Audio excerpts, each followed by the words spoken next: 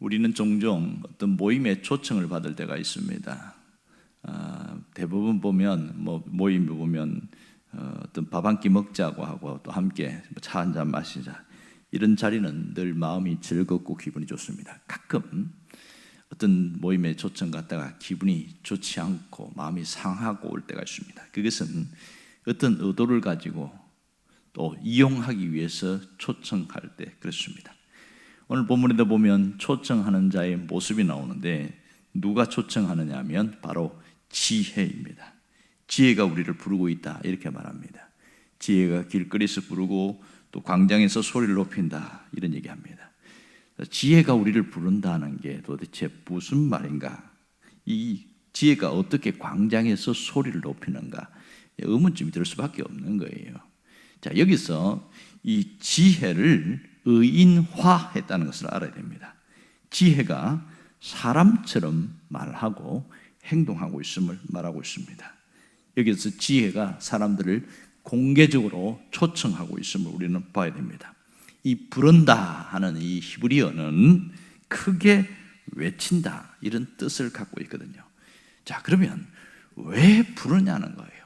왜 공개적인 자리에서, 광장에서 혹은 길 모퉁이에서 또 은밀한 곳에서 왜 지혜가 부르냐? 그 핵심은 진리 가운데로 나오라는 겁니다. 왜 나오라고 하는 것이죠? 한마디로 말해서 살리게 하기 위해서입니다. 그래서 지금 가는 길이 죽음의 길인지 생명의 길인지, 바른 길인지 죄된 길인지 그걸 모르고 가기 때문에 공개적으로 부르고 있다는 것을 말하고 있습니다. 그런데 성경을 읽다 보면 28절에 와서 보니까 갑자기 이 태도가 확 달라지는 것을 볼 수 있습니다. 28절에 보면 27절까지는 앞에서 20절에서 27절까지는 지혜가 길거리에서 이러면서 27절 끝에 보면 임하리니 이렇게 끝나거든요. 그런데 28절에서 보면 그때에 갑자기 이러면서 태도가 확 바뀌어요. 30절까지 보면 업신여겼음이라, 이런 부분 나오고, 또 31절에 보면 그러므로 이렇게 나옵니다. 어떤 결과가 나오죠. 결국은 이 짧은 20절에서 33절에 보면 이 내용이 세 부분으로 되어 있구나, 이걸 알 수 있습니다. 20절에서 27절까지, 그리고 28절에서 또 30절까지, 30절에서 31절까지 이렇게 구분되어 있는 것을 알 수가 있습니다. 자, 여기서 그때는 언제를 말하고 있습니까? 지금 너희가 나를 부르리라. 그런데요, 내가 대답하지 아니하겠고, 이렇게 나옵니다. 이건 또 뭔가? 자, 하나님께 답답해서 하나님을 불렀는데 하나님이 대답하지 않겠다, 이렇게 말합니다. 대답하지 않겠다는 것은 거절, 단절을 말하고 있습니다. 하나님께서 스스로 단절하겠다, 이렇게 말하고 있는 거거든요. 왜 하나님이 갑자기 태도를 이렇게 바꾸었을까요? 단절하는 이유가 뭘까요? 그것은 하나님이 초청할 때, 이 끊임없이 초청하는데 거기에 어떻게 반응했습니까? 반응하지 않고 거부하고 거절했음을 오늘 여기서 말하고 있습니다. 그러니까 24절에 보세요. 내가 불렀으나 너희가 듣기 싫어하였고 내가 손을 폈으나 돌아보는 자가 없었고, 25절 도리어 나의 모든 교훈을 멸시하며 나의 책망을 받지 아니하였은즉, 이게 해답이거든요. 그러니까 하나님이 필요할 때, 초청할 때 거부했다는 거예요. 그래서 그들이 막 다급하게 하나님 찾고할 때 하나님도 단절하신다, 이런 얘기입니다. 상당히 무서운 얘기죠. 결국 하나님이 주신 기회, 때를 놓쳤기 때문에 그렇음을 알 수 있습니다. 자, 여기 보면 하나님이 주신 기회가 뭐예요? 20절에서 23절까지 보면 하나님이 부르셨잖아요. 하나님 지혜라는 표현을 통해서, 의인화를 통해서 부르고 있는데 그게 반응하지 않습니다. 그랬을 때에 오늘 4절에서 5절로 보면 결국은 거부했기 때문에 마지막 결과 26절에서 27절을 보면 하나님 어떤 결정을 내리셨어요? 등을 돌렸다, 이렇게 말합니다. 재앙을 만날 때 웃을 것이며, 이렇게 하고 마지막에 보면 너희에게 근심과 슬픔이 임하리니, 필요할 때 등을 돌렸다. 자, 이렇게 보면 하나님이 갑자기 태도를 바꾸셨다 이렇게 나옵니다. 보면 왜 하나님이 이런 태도를 바꾸셨을까? 하나님이 수도 없이 기회를 주었지만 그 기회를 거절하는 자에게는 하나님이 더 이상의 기회를 주지 않는다 이런 뜻입니다. 결국 여기서 지혜의 정의가 뭘까요? 하나님의 부르심의 기회를 놓치지 말라. 이게 핵심입니다. 적극적으로 말하면 지혜는 하나님의 부르심에 응답하는 것임을 알게 됩니다. 지혜의 정의가 뭐라고요? 하나님의 부르심에 응답하는 것. 처음 시작하면서 이 잠언은 지혜가 뭔가를 이야기하는 것이 아니고 지혜의 정의가 뭔지를 이야기를 하고 있습니다. 끊임없이 무엇이 지혜냐? 이것을 계속 반복하는데 오늘 여기에서는 하나님의 부르심에 응답하는 것이 지혜다 이렇게 말합니다. 자, 오늘 그 지혜가 우리를 부르고 있다고 이야기를 합니다. 여러분, 이 지혜가 우리를 부른다는 게 무슨 얘기입니까? 하나님이 우리를 위험한 길로, 잘못된 길로 가지 않게 하기 위해서 자연을 통하여, 사람을 통하여, 또 말씀을 통하여 우리를 끊임없이 부르고 있다는 겁니다. 하지만 사람들이 뭔가 자기 눈에 휘어버리면 욕심이나 탐욕이나 자기 어떤 고집 이런 것에 휘어버리면 그 하나님의 부르심에 길을 닫아버리고 거부한다 이렇게 이야기합니다. 여러분, 결국 그렇게 했을 때 문제가 크게 터졌을 때 그때 아이고 하나님 이러면서 하나님 막 부른다는 거예요. 그때 오늘 이 본문의 표현을 보면 하나님이 응답하지 않는다 이 얘기를 하고 있는 겁니다. 왜 그래요? 기회를 놓쳐버렸기 때문에 그렇습니다. 여러분, 언젠가도 제가 설교한 적이 있습니다만은 그 기회의 신이라고 그리스도에 보면 기회의 신이라고 있죠. 기회의 신이 누굽니까? 크로노스인가 막 그런 것 같은데요. 특이하게 생겼어요. 카이로스. 이 카이로스가 그러니까 앞에는 숫이 엄청 많은데 뒤에는 대머리입니다. 생긴 것도 굉장히 특별하게 생겼습니다. 그리고 보면 양쪽 어깨와 발꿈치에 보면 날개가 있습니다. 손에 저울을 들고 있고요. 왜 이상한 모양을 갖고 있냐? 그랬더니 앞에 있을 때는 언제든지 누구든지 잡을 수 있는 것이 기회다 이렇게 말합니다. 그런데 한번 지나가면 대물이기 때문에 아무리 잡아도 잡을 수가 없다는 거예요. 그리고 날개가 달렸다는 것은 빨리 지나간다. 뭐 그런 뜻이라고 얘기를 하고 있습니다. 여러분, 하나님은 우리에게 수도 없이 말씀하셔요. 무슨 말씀합니까? 너희가 조심해라 이럴 때, 그리고 이 길로 가라, 아니고 멈추어라, 뭐 이런 몇 가지를 얘기합니다. 그런데 그런 수없는 기회를 우리는 듣지 못할 때가 많습니다. 때로는 하나님이 내게 말씀하시는 것, 하나님 내게 부르시는 것에 대해서 안 들으려고 하는 사람도 있습니다.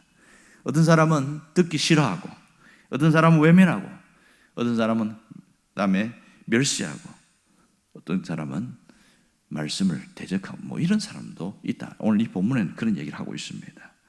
그럴 때에 태도가 기회가 지나가면 더 이상 하나님을 불러도 답을 할 수 없는 그때가 온다. 그걸 얘기하는데요. 성경에 보면 어떤 부분이 그렇게 나오냐면 누가복음 16장에 보면 부자와 나사로 이야기가 나옵니다. 자, 마치 똑같아요. 부자와 나사로 이야기에서 끊임없이 하나님이 부자에게 초청했습니다. 이 땅에 살아있을 때에 영생의 길로 가도록 초청을 했는데 그가 길을 닫아버렸어요. 그랬더니 언제 부자가 하나님을 찾습니까? 음부의 세계에 들어갔을 때에 하나님을 찾습니다. 내가 너무 힘듭니다. 물 좀 주세요. 이러면다. 지옥에서 무슨 물을 달라고 그런지 그렇게 갈증이 심하다는 거죠. 그만큼 사람이 죽으면 끝나는 것이 아니고 죽어서도 이 통증이라는 것을 느낀다는 거예요. 고통을 느낀다는 겁니다. 희한하지 않습니까? 이런 게 있다는 거예요. 왜 응답하지 않습니까? 기회가 이미 지나갔어요. 이 땅에 있을 때만 기회고 이 땅을 죽음이라는 문을 통과하고 나면 더 이상 기회가 없다. 그 얘기를 하고 있는 것이죠. 자, 이 말씀을 우리에게 주신 이유가 뭘까요? 오늘 우리 자신을 돌아보고 혹시 잘못된 방향, 잘못된 길이 있다면 우리 자신을 고치고 바꾸라. 그 얘기가 핵심입니다. 왜 그래요? 우리를 살리시려는 것이 핵심입니다. 우리를 회복시키려는 것이죠. 여러분 33절에 보면 오직 내 말을 듣는 자는 그랬어요. 이 가운데서도 보면 아직 하나님이 우리에게 기회가 남아있다, 그 얘기를 하고 있는 겁니다. 하나님이 주신 기회가 있다는 거예요. 하나님의 기회를 잡는 자는, 그렇게 표현을 바꿀 수 있겠죠. 여러분 하나님의 말씀이 들어질 때에 100% 아멘 하는 사람은, 그 사람은 엄청나게 수용력이 뛰어난 사람입니다. 하나님의 말씀이 강하게 들릴 때에 마음에 쿠션이 있는 사람은요, 그것을 잘 받아들여요. 그런데 마음에 상처가 많은 사람, 열등감이나 어떤 그런 안 좋은 것이 꽉 찬 사람들은요, 그것을 곡해서 받아들이고 또 밀어내고 그런 것을 참 많이 봅니다. 제가 초두에도 저는 이 잠언서를 하면서 얘기를 한 적이 있는데요, 하나님의 말씀 설교를 들을 때 보면 두 가지 태도가 선명합니다. 특별히 이 잠언의 말씀을 읽을 때도 내가 이 마음에 드는 것은 너무 아멘 하는 거예요. 그런데 너희가 아무리 불러도 내가 듣지 아니하겠고, 이런 말은 이거 나와 상관없는 거야 하고 밀어내고, 또 내 삶에서 찔리는 게 굉장히 많습니다. 그런 것에 대해서는 두 종류인데, 어떤 사람은 순수한 사람은 내가 잘못했구나, 내가 돌이켜야 되겠구나, 이런 분이 있는가 하면, 어떤 사람은 오늘 재수없게 이런 말씀을 읽어야 되나, 이런 사람이 있는 거예요. 그렇게 두 가지의 반응이 있습니다. 자, 이 하나님의 말씀은 왜 이렇게 우리를 찌르기도 합니까? 원래 잠언이라는 단어 자체가 바늘로 찌른다, 이런 뜻이 있고요. 또 하나는 뭐라고 그랬어요? 긴 대나무에다가 이렇게 줄줄이 엮어간다, 이렇게 했단 말이에요. 두 가지가 같이 있단 말입니다. 하나는 내게 뭔가 잘못된 것을 찔러서 고쳐서 돌이키게 하기 위한 것이고, 또 하나는 하나로 굿을 깨서 아주 지혜롭게 만들려고 하는 것, 이게 핵심입니다. 그래서 우리가 이 땅을 살아가면서 예수 믿으면서 삶이 새로워지기를 원하는 것, 이게 핵심인데, 표면적인만 보는 사람은 늘 거부감을 갖는 사람이 많습니다. 정말 놀라운 것은 우리가 내 성질, 내 습관, 내 모든 버릇들을 고치는 것이 나도 잘 못합니다. 알면서 못해요. 그렇잖아요. 어떤 분은 나는 원래 성질이 급해서 그래 이러면서 소리를 버럭버럭 지르는데 20년 지나도 못 고쳐요. 그러면서 자기가 갖고 있는 잘못됐다고 알면서 자기 합리화시킵니다. 나는 원래 성질이 못돼서 그래, 그러면서 못되면 고쳐야 되는데 못 고쳐요. 왜요? 안 고쳐지거든요. 화를 참는데 참아지지 않는 겁니다. 그런데요, 하나님의 말씀이 그 속에 깊숙이 영혼 깊이 들어가면요, 바뀌기 시작합니다. 참으려고 해서 참는 게 아니라 바뀌는 거예요. 말씀이 우리를 바꿉니다. 그래서 사람은 안 바뀝니다. 하지만 하나님의 말씀이 깊숙이 들어간 사람은요, 사람이 달라지는 걸 알 수 있습니다. 오늘 이 잠언의 말씀은 우리를 바꾸려는 겁니다. 우리의 못된 성질을 뽑아내고, 못된 습관을 빼내고, 못된 관습을 완전히 뒤바꾸어서 새로운 사람이 되기를 원하는 것이 이게 핵심이에요. 그러므로 여러분의 이 말씀에 대해서 어떤 자세를 가져야 되냐? 수용적 자세, 이게 대단히 중요한 것이죠. 하나님의 말씀에 무조건 아멘 하려는 자세가 너무너무 중요한 겁니다. 때로는 은혜되고 감동이 되는 것은 나를 일으키고 세우는 말씀이 되기도 하고, 때로는 나를 송곳처럼 찌를 때에는 그런 나를 하나님이 나를 수술하라고 하는구나, 내가 정말 바뀌지 않으니까 말씀으로 나를 찌르는구나 하고 나를 쳐서 복종시키는 누굽니까? 바울처럼 말해요. 자기를 쳐서 복종시킬 때, 그때에 어마어마한 기적이 일어납니다. 여러분, 이게 기적이라는 거 아세요? 사람이 나도 못 바꾸는 성질이 하나님의 말씀이 들어가면 바뀌게 돼요. 이게 기적입니다. 사람 외적으로 뭔가 특별히 바뀌고 이런 것을 기적이라고 말하는데 그것도 맞겠지만 진짜 기적은요, 변하지 않는 내가 말씀을 통해서 달라지는 것, 최고의 기적입니다. 누구도 바꿀 수 없는 그 성질머리를 말씀이 들어가서 바꿔버립니다. 어떤 사람은 명확해요. 아주 칼처럼 잘라버리고 옳은 것과 그런 것이 명확해. 그러니까 그런 것은 너무 잘하는데 사람이 정이 없어. 사람이 너무 외골수 같아. 그러니까 싫은 거예요. 그런데요, 자기도 알아요. 근데 못 바꾸는 거예요. 그런데요, 하나님 말씀이 깊이 들어가니까 사람이 달라져요. 하나님의 성품이 그 속에 임하는데, 고린도서 13장에 나오는 사랑은 언제나 오래 참고 온유하며 자랑하지 아니하며, 이게 그 속에 들어오니까 참아지기 시작하고요, 그럴 수도 있지 관용하게 되어지고, 이 사람이 이게 싹 달라지는 거예요. 그냥 막 칼처럼 자르고 하는 사람이, 이 사람이 용납하고 관양하고 이해하고, 이 사람 어떻게 저렇게 됐지? 죽을 때가 됐나? 죽을 때가 된 게 아니고 말씀이 그 속에 깊이 들어가니까 달라지는 겁니다. 여러분, 이 잠언은 우리를 바꾸려는 하나님이 주신 기회입니다. 이 말씀을 통해서 내가 나를 바꿀 수 없는 것을 주의 말씀을 통해서 변화되는 놀라운 역사가 있기를 바라요. 그래서 이제 새로운 삶으로, 이전과 다른 삶으로 살아갈 수 있기를 간절히 바랍니다. 기도하겠습니다.